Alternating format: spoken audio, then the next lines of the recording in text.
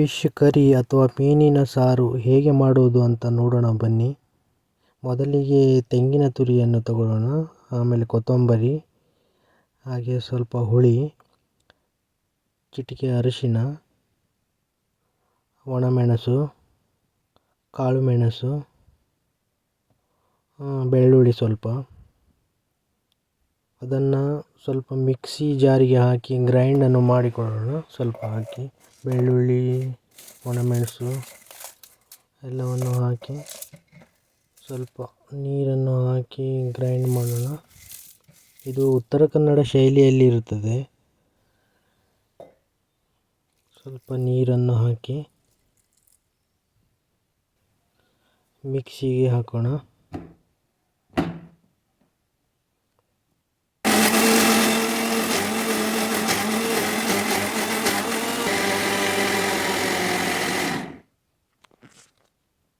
ನೋಡಿ, ಇಷ್ಟು ಗ್ರೈಂಡ್ ಆಗಿದರೆ ಸಾಕು. ಅದಕ್ಕೆ ಸ್ವಲ್ಪ ಟೈಪಲ್ ಅಥವಾ ಗೌಟಿ ಅಂತಾರೆ ನಮ್ಮ ಭಾಷೆಯಲ್ಲಿ. ನಿಮ್ಮ ಭಾಷೆಯಲ್ಲಿ ಏನಂತಾರೆ ಸರಿಯಾಗಿ ಗೊತ್ತಿಲ್ಲ, ನೋಡಿ ತಿಳಿದುಕೊಳ್ಳಿ.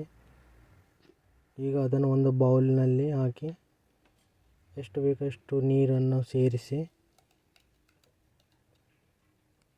ಮಿಕ್ಸ್ ಮಾಡಿ.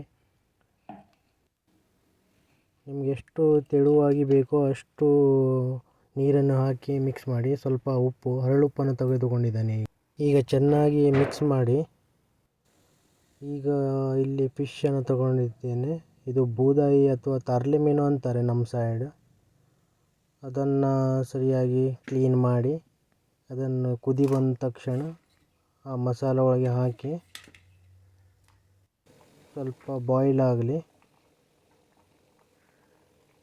ಸ್ವಲ್ಪ ಕುದಿ ಬಂದ ತಕ್ಷಣ ಬೆಂದಿದೆಯೋ ಇಲ್ಲೋ ಅಂತ ನೋಡಿ ಹಾಗೆ ಆಫ್ ಮಾಡಿ ಗ್ಯಾಸನ್ನು.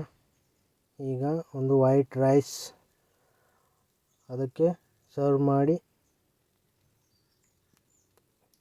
ಹೇಗಿದೆ ಅಂತ ನೋಡೋಣ. ಟೇಸ್ಟ್ ಒಳ್ಳೆಯಾಗಿ ಬಂದಿದೆ.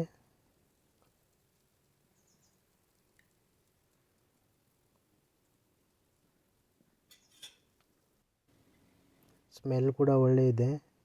ನೋಡೋಣ ಹೇಗಿದೆ ಅಂತ ಟೇಸ್ಟ್. ಅಡ್ಡಿಲ್ಲ, ಸೂಪರಾಗಿದೆ. ನೋಡಿ, ಈ ರೀತಿಯಾಗಿ ಒಂದು ಮೀನು ಸಾರನ್ನು ಮಾಡಿ ತೋರಿಸಿದ್ದೇನೆ.